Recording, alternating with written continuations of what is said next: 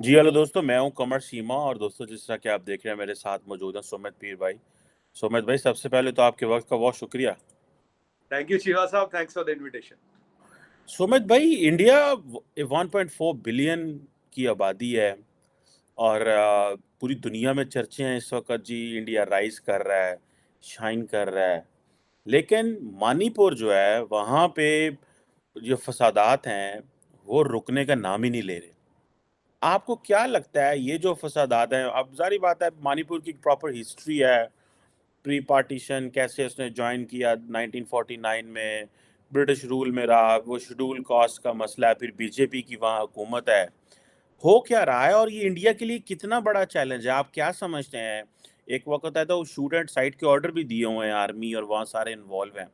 तो क्या India manage नहीं हो पा रहा कुछ इलाके जो हैं प्राइम मिनिस्टर मोदी की गवर्नमेंट से या कि इनका जो ध्यान है वो ज़्यादा बस मुंबई, दिल्ली, कोलकाता इधर ही इन्हीं इलाकों में है और बाकी जो इलाके हैं वहाँ पे क्योंकि नॉर्मली तो इंडिया को देखा जाता है इट्स टू बिग लेकिन ये जो इलाके हैं तो वो भी इंडिया ही है ना, कोई ये तो नहीं कहेगा जैसे पाकिस्तान में बलूचिस्तान भी एक इलाका ही है।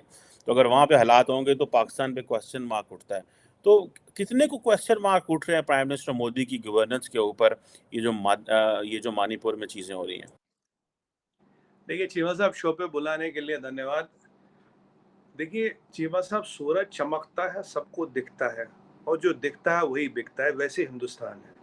तो हिंदुस्तान चमक रहा, दिख रहा, आप भी कह रहे हैं तो अच्छी बात है। चलो थोड़ा आगे देर सवेर दिखता, पर दिखता ज़रूर है। वैसे लाइट की स्पीड तो बहुत ज़्यादा होती है, पर कहीं जगह आने में टाइम लगता है। वो हमारी प्रोसेसिंग कैपेबिलिटी पे डिपेंड करता है। अब आपने सवाल उठाया कि मणिपुर में क्या हो रहा है। देखिए चीमा साहब, आपको मणिपुर समझना पड़ेगा। पहले एक स्टेट होता था आसाम। जितना नॉर्थ ईस्ट है सब आसाम में से कट कट के बना है। ठीक है चीमा साहब, यहाँ पे मणिपुर में एक मैथी कम्युनिटी है, उनको एक कोर्ट से एक स्टेटस मिलता है, एक स्टेटस मिला उनको, कब कोर्ट से एक रिजर्वेशन उनको मिल गई। अब ये मैथी कम्युनिटी, कुकीज और नागाज की बात करें, ये वहाँ सालों से, कई सौ सालों से रह रहे हैं, मतलब हजारों सालों से रह रहे हैं, कोई आज के रहने वाले नहीं है। अब एक 1000 लोगों का प्रोटेस्ट जो है, कहते जी हमें प्रोटेस्ट करना, ठीक है 1000 लोग करें, वहां से इतना बड़ा मसला खड़ा हो जाता। अभी जो मसला चीमा साहब खड़ा हुआ है, अब ये आपका सवाल अच्छा है कि भाई ये क्यों हुआ, कैसे हुआ, कहानी क्या है। कहानी में 3 एंगल है।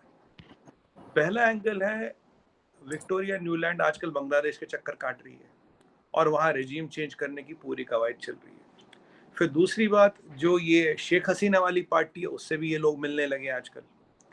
अब शेख हसीना जानते हैं आप, मुस्लिम, उसका क्या क्या कहते हैं उसे, वो जमात इस्लामिया से उसके संबंध हैं। ठीक है जी। और जमात इस्लामिया के तार कहीं ना कहीं आपसे जुड़ते हैं। तीसरी चीज यहाँ पे आपको बताऊं, ये जो नॉर्थ ईस्ट का पूरे स्टेट देखेंगे, म्यांमार में प्रोविंस है रक्सेना प्रोविंस। सुना होगा Rakhine province, it borders a lot of states of North East. Rakhine province में स्टडी करिएगा, there is a Chinese PLA funded, paid and run militia called Arakan army. करीब 10,000 लोग हैं ये। मलेशिया क्यों कहता हूँ कि इनकी पीएलए ट्रेनिंग कराता है। इनको पीएलए पार ट्रेनिंग कराता है, कमांडो ट्रेनिंग कराता है। इनको स्टेट ऑफ आर्ट वेपन्स देता है पीएलए। इनके पास इतनी वेपनरी है, आपने किसी टेररिस्ट ग्रुप के पास या मलेशिया के पास एंटी एयरक्राफ्ट गन नहीं देखोगे, इनके पास एंटी एयरक्राफ्ट गन्स तक है। Is the only Malaysia in the world which has anti aircraft guns. अब आप बताएंगे कि इसको खड़ा क्यों किया था, कहानी क्या है इसके पीछे। ये कहानी शुरू होती 4-5 साल पहले, जब अंसू ची जी जिनपिंग की बात नहीं मानी।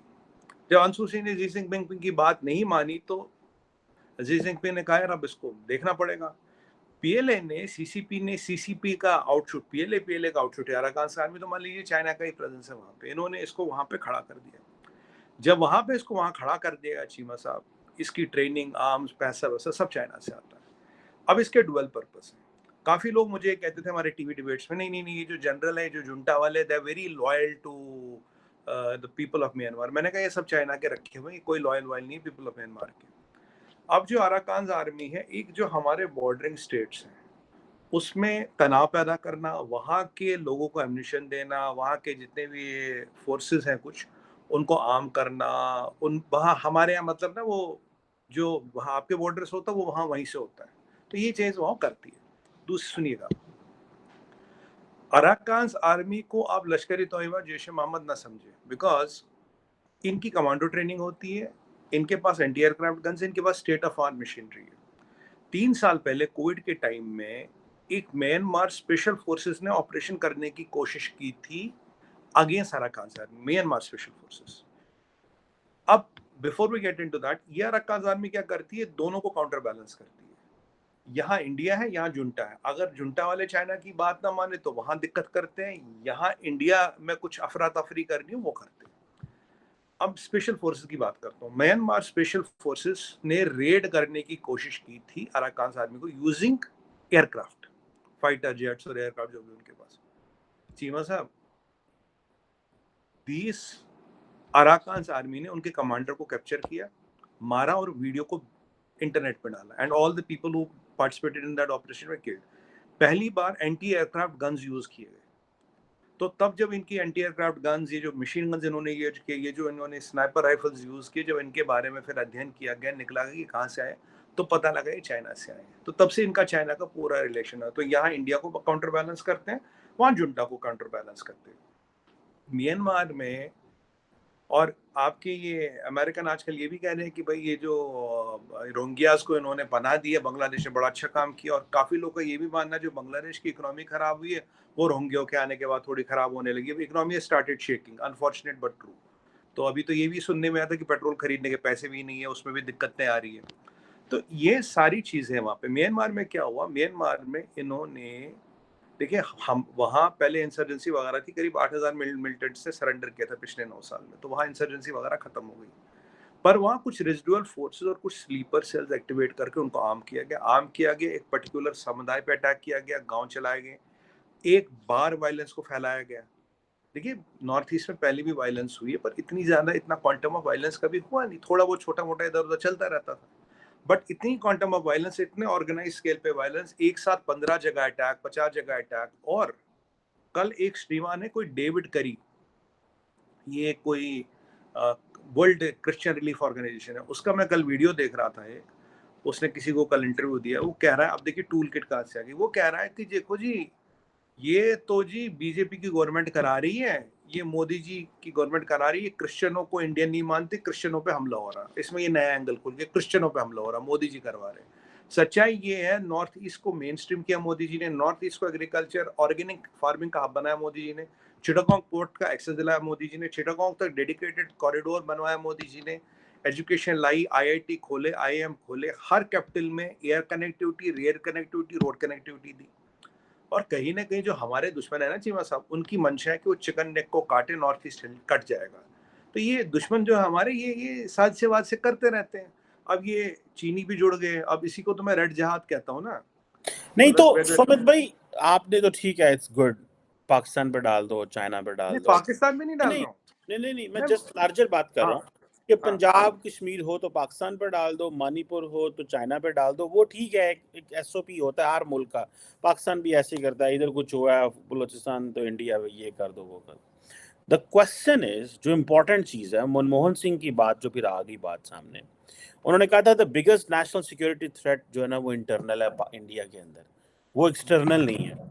आप ये बात आज मानते हैं कि जो इंडिया के लिए सबसे बड़ा जो नेशनल सिक्योरिटी थ्रेट है वो इंटरनल है? और दूसरी बात, for how long India will keep asking कि जी ये चाइना करवा रहा है, चाइना करवा रहा है, ठीक है एलएसी पे मामला खराब हैं, लेकिन द क्वेश्चन इज, आप अगर ये जो इसको जिसे वो कहते हैं ना स्टडी करें इस सारे मसले को, तो बेसिकली ये जो सोशो इकोनॉमिकल जो डेप्रिविएशन है वो भी तो एक क्वेश्चन है। एजुकेशन नहीं है, जॉब अपॉर्चुनिटीज नहीं है, जो फॉर एग्जांपल फिर इनकी फिर आइडेंटिटी के मसले हैं।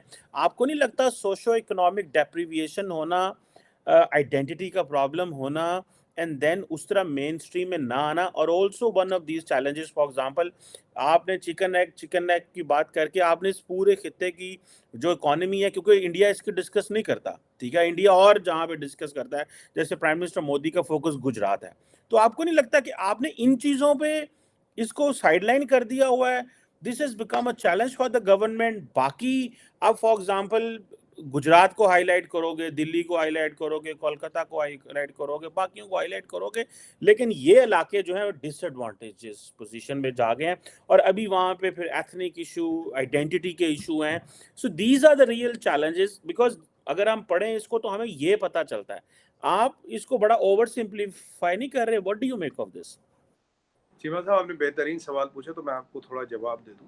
सबसे पहली बात, अराकान आर्मी के बारे में जो मैंने कहा, अगर गलत होगा तो मैं कहीं भी चैनल पे आके माफी मांग लूंगा। विक्टोरिया न्यूलैंड गई और रिजीम चेंज की बात हो रही है, सब मीडिया में खबर है। रोहिंग्यास को अमेरिकन का सपोर्ट करना, बीएनपी से मिलना, ये सब मीडिया में खबर है। आपने अनएम्प्लॉयमेंट और ये क्या कहा भाई, वहाँ डेवलपमेंट नहीं है। वहाँ ऑर्गेनिक खेती का वो हब बन चुका है, ये सबको पता है। रेड रोड कनेक्टिविटी बन गई है। चिटागोंग में हमने पोर्ट दिलवाया, एक्सेस दिलवाया, आईआईटी खोले, आईएम खोले, हॉस्पिटल खोले वहाँ पे। इनफैक्ट आईआईटी गुवाहाटी इज, या IIM Guwahati is one of the top ranking institutions in India today, right. वो भी नॉर्थ ईस्ट में आता है। तो नॉर्थ ईस्ट को जो मेन स्ट्रीम करने का काम मोदी जी ने किया, जितेंद्र सिंह जी ने इसमें काफी योगदान दिया, और सारे मिनिस्टर नॉर्थ ईस्ट, हमेशा आपको कोई ना कोई केंद्रीय मंत्री, कैबिनेट मिनिस्टर आपको नॉर्थ ईस्ट में मिलेगा। जो नॉर्थ ईस्ट में डिप्रिवेशन थी, इसीलिए तो तकलीफ हो रही है। अब मुझे बताएं, आप एक चीज मैं आपको बताऊं, लॉजिक। अगर वहां काम नहीं हुआ, अगर वहां डेवलपमेंट नहीं हुई, अगर वहां कुछ भी नहीं हुआ, नॉर्थ ईस्ट हमारा क्रिश्चियन डोमिनेटेड है मोस्टली, ठीक है साहब। तो क्रिश्चियन डोमिनेटेड स्टेटों में भाजपा वाले कैसे जीत रहे हैं? तकलीफ वहां है। अगर चलिए, मैं तो प्रोपोगंडा करता हूं आपके हिसाब से, सब प्रोपोगंडा करते हैं, पर ये जो वोटर वहां का है, ये जो वोट देता है भाजपा को, बार बार जिता रहा है, क्यों जिता रहा है? और मेजोरिटी क्रिश्चियन वोट है, कोई छुपाने की बात नहीं है। अब अगर क्रिश्चियन वोट मेजोरिटी भाजपा को दे रहा, तो यही है डेविड करी को तकलीफ हो रही है। आज डेविड करी अपने बयान दे रहा, अमेरिका में बैठ के पतंगे उड़ा रहा, जी है हो गया जी, वो हो गया। और ये चाइना वाला मैंने एंगल बताया, विक्टोरिया लैंड वाला एंगल मैंने बताया, कहीं ना कहीं नॉर्थ ईस्ट को डिस्टेबलाइज करने की कोशिश हो रही है। नॉर्थ ईस्ट में जो डेवलपमेंट हुई, उसको उसको खराब करने की कोशिश। और मुद्दा क्या था? मुद्दा था कि यहाँ से मणिपुर से शुरू करेंगे, बाकी स्टेटों में फैलाएंगे। हमने फैलाया नहीं तो खैर नहीं दिया। हमारे किरण रिजिजू ये अरुणाचल से आते हैं, बड़े मतलब बड़ा वर्चस्व रखते, बहुत काबिल मिनिस्टर है, अरुणाचल से आते हैं। नॉर्थ ईस्ट इसकी लेडीज मिनिस्ट्रीज कैबिनेट में है। नॉर्थ ईस्ट की काफ़ी मेन स्ट्रीमिंग हो गई है, चीज़ें होगी, डेवलपमेंट वहाँ जा रही है। नॉर्थ ईस्ट में बैम्बो को डेवलप किया गया। नॉर्थ ईस्ट में माइनिंग है चीमा साहब। नॉर्थ ईस्ट में यूरेनियम है। अभी हमने यूरेनियम कहाँ ढूंढा? हमने ढूंढा राजस्थान में, फिर हमने लिथियम का भंडार मिला कश्मीर में, राजस्थान में भी। नॉर्थ ईस्ट में खुदाई हो रही है, वहाँ यूरेनियम है, कोबाल्ट है, लिथियम है, और वहाँ पेट्रोलियम मिलने की पूरी पूरी संभावना है। इन सब चीज़ों को रोकने के लिए, इन सब चीजों को रोकने के लिए ये किया जा रहा है। आपने अनएम्प्लॉयमेंट की बात की, अभी आपको बताऊं, अभी सीएमआई एक हमारे ऑर्गेनाइजेशन है जो अनएम्प्लॉयमेंट का डाटा देती है। आज कल में ही रिपोर्ट आई है, जो अनएम्प्लॉयमेंट अभी है ऑल टाइम लो है।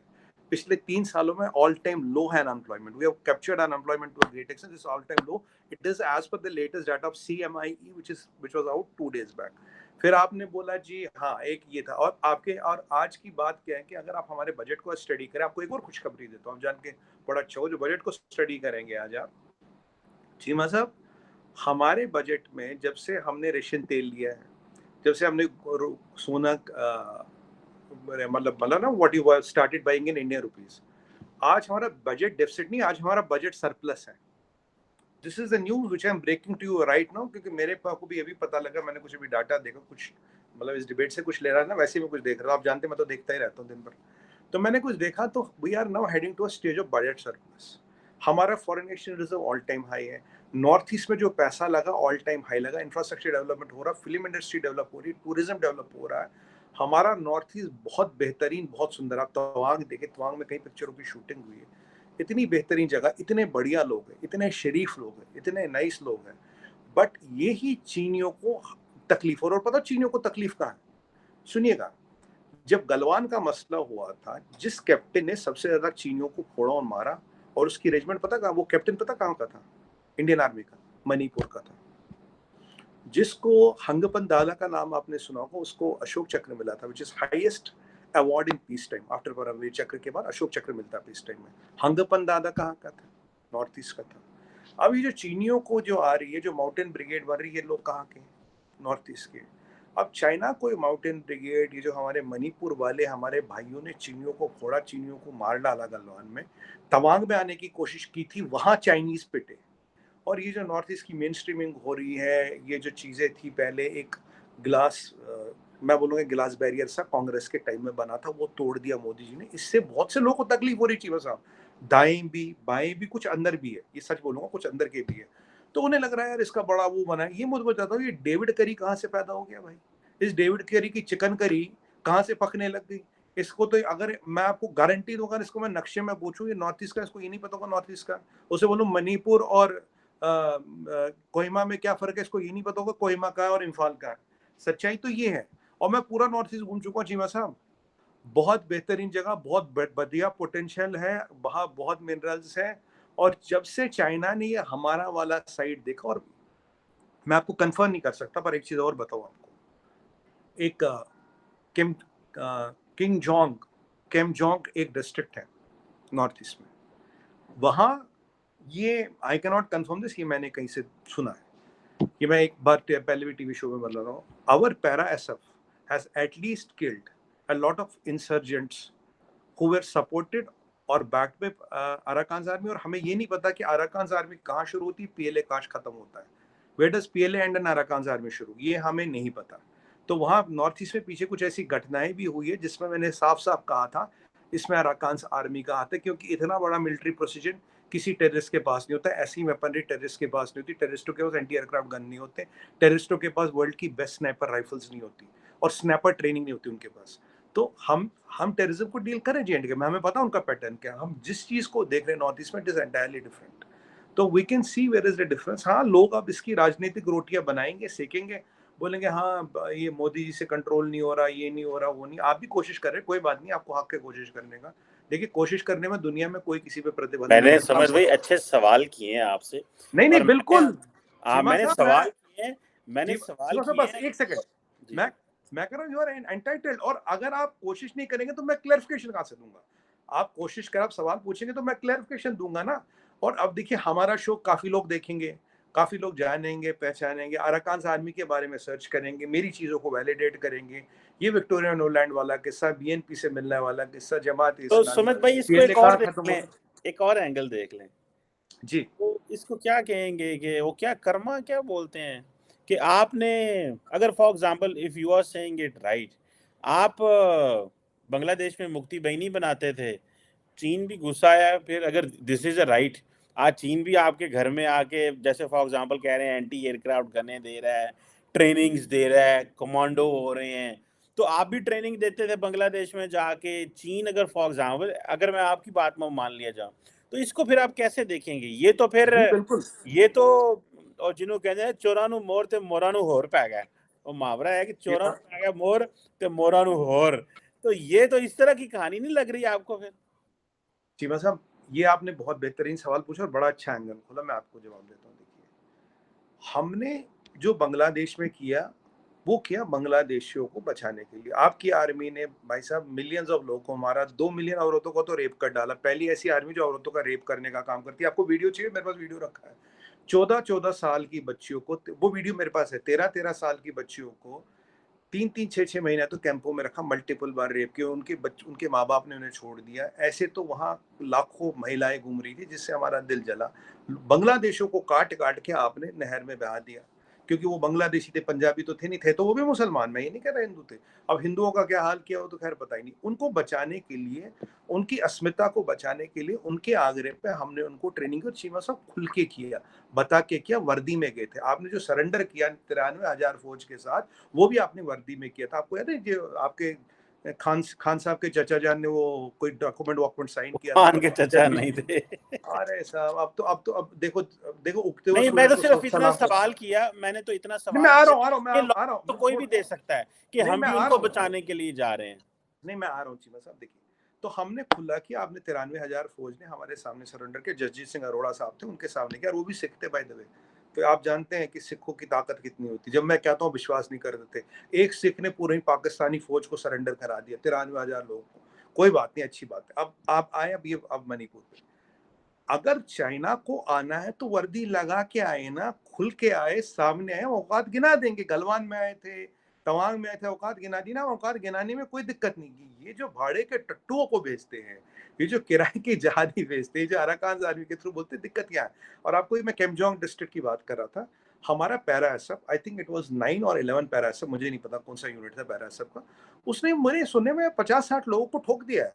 तो हम जवाब तो दे रहे हैं उनके स्टाइल में। अब जो ये यहाँ पे आ रहा है, जो इस तरफ पे आ रहा है, ये कंफर्म नहीं है। This is what I heard, I can not confirm you this, but ये मैं काफी डिबेट होगा। हमारे para SF is fully competent to handle these people who come इन।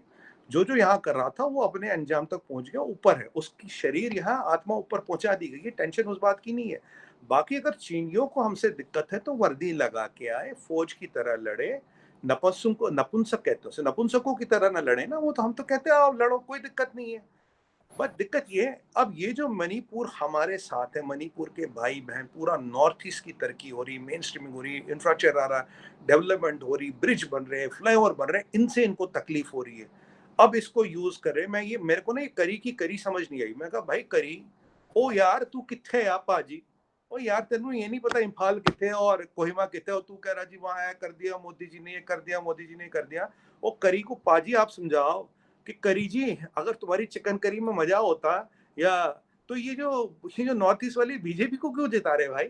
ये आपने कहीं देखा कि मैं आपका शोषण प्रताड़न और पीड़न कर रहा हूं, मैं आपकी प्रॉपर्टियां जला रहा हूं, आपकी चर्च तोड़ रहा हूं, आगजनी कर रहा हूं, और आप मुझे वोट दे के जिता रहे हो?